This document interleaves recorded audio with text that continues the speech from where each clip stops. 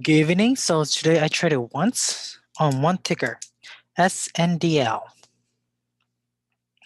It was a big run. It was a wheat runner from last Friday.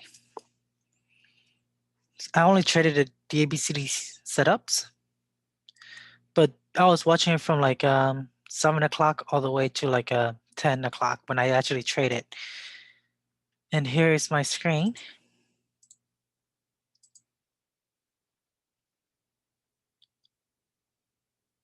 So let me move this thing. So here, when I was watching SNDL, it was already like quite making this kind of move, right? It was around here. I didn't trade it because one, my plan was to trade after 8:45, and two, I was looking for an ABCD setups. When I make a bottoming tail here, I know that there's supports at the 45 area.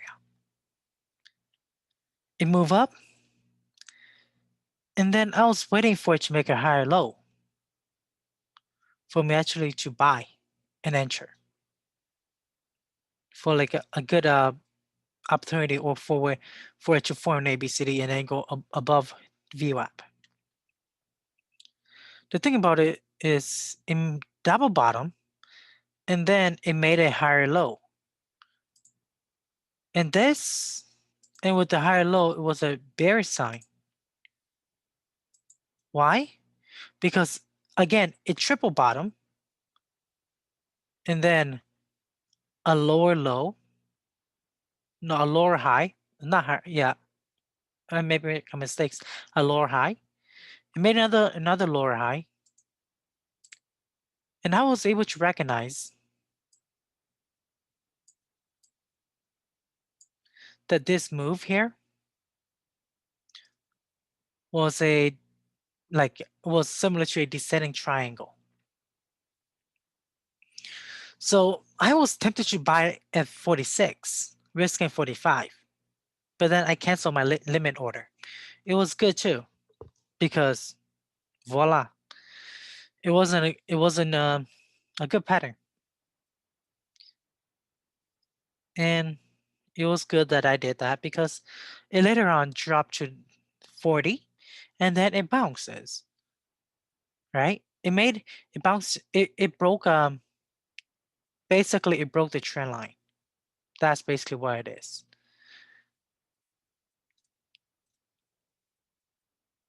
Because it cracked here, and then it bounces, and then this is when it break the line, break the trend, because it made a higher low. If you look at it, it's either bottoming or a lower low. But here it made a higher low, and then I anticipated that it made another higher low, and I put my order at 43.03, and my risk was the low here, which was 42, and that was my risk. My goal is a 1-to-3 risk to reward. So it was around a 1-to-3 risk to reward would have been around 4.6, 46, around 46. But I think that it could go higher, so I put my limit order at 41, at 47.1. And what happened? It went all the way to 47.7. I sold 80% of my position size on this move.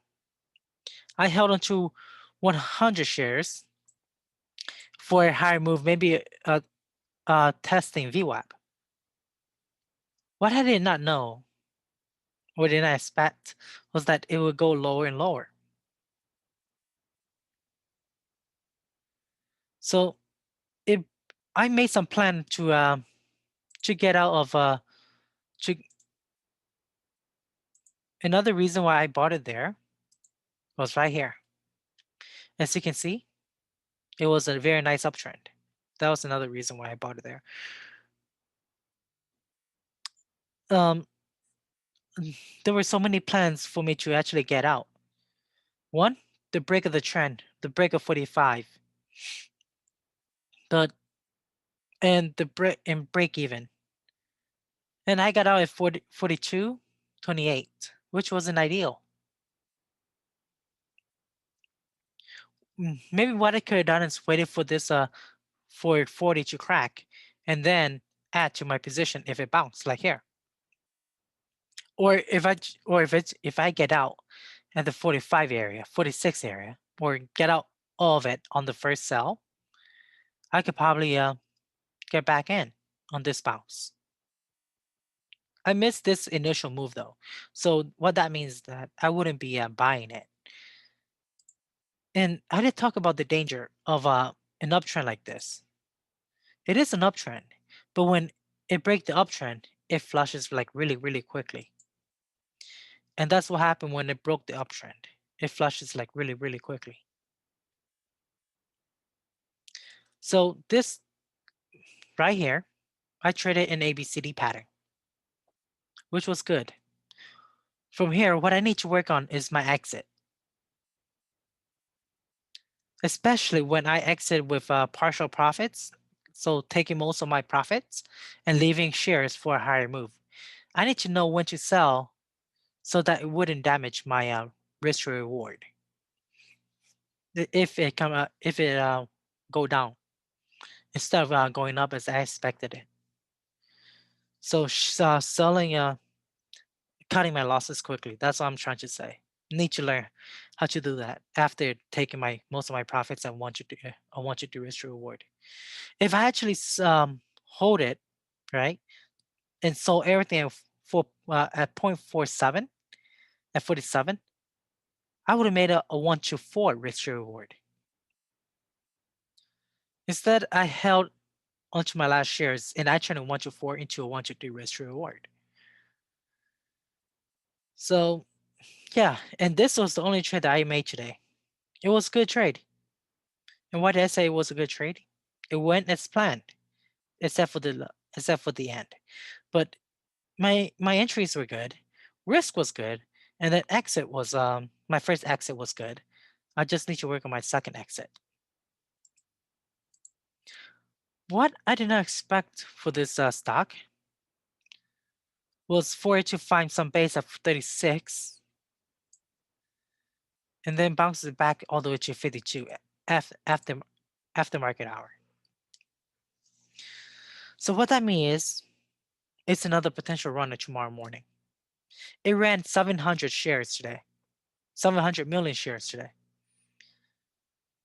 So it's a wheat stocks. It's still hot. So yeah. However, because I was focusing on SNDL, I missed AHT move morning. Even though it started moving like after I have stopped, it was still a very, very nice move. And it's traded sideways in the afternoon, uh, after markets. What that means is there's potential for it to actually gap up. If we look at the 180 days chart, we could see that it was a former runner. It has history of running massively and then drop big.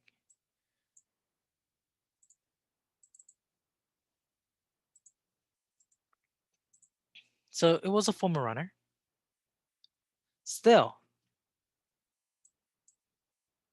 it has moved big, but it is something to watch because it was an afternoon mover. It closes near its high. It's also a first green day too. So first green day closed near its high. So that is something to watch for tomorrow. What else is there? ACB and other wheat stocks.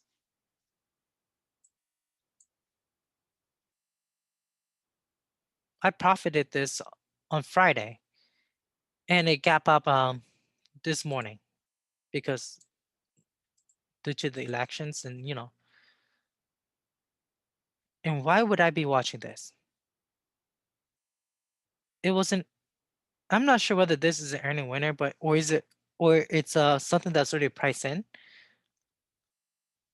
but it found a bottom at $10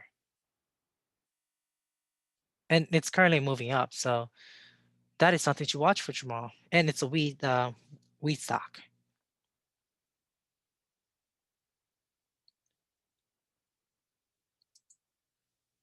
Something else is ONCT. It was a short squeeze from Friday, along with APVO. It's traded pretty much sideways all day, so it is something to watch. I'll only play if it can make an ABCD pattern. So these are basically hot stocks in the market right now. APVO, same with this one. It's currently downtrending, but we gotta remember that it moved from $20 to $80 last Friday. It is currently downtrending. Yes, but it might make some basis and might be coming back up. Possible, or otherwise it will just go down.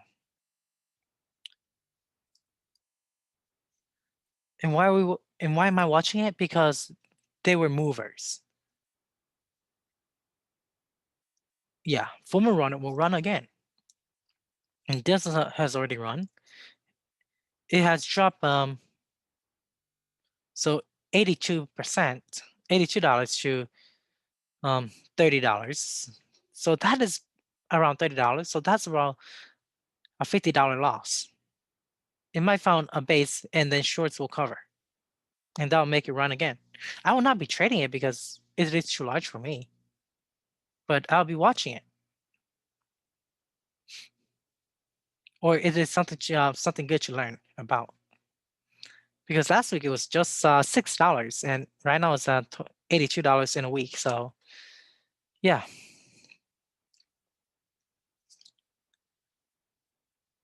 Um, MEDS. Let's see. Again, MEDS. MADS. It closes after hour quite nicely. Closes near its high. It made an ABCD. Pretty much. Yeah, it pretty much made an ABCD. So it is something to watch. It went from $4 to $5. So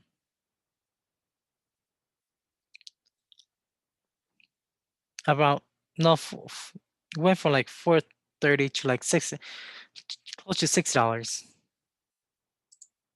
Let's check its history. It's a former runner, but let's check how it's running. It's afternoon mover, but okay.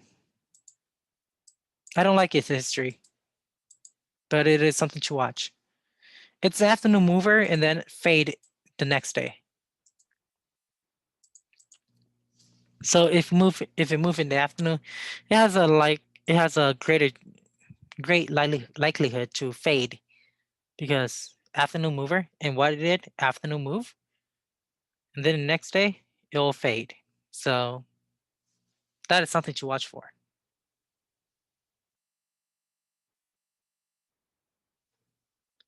BTE. It's a very nice move.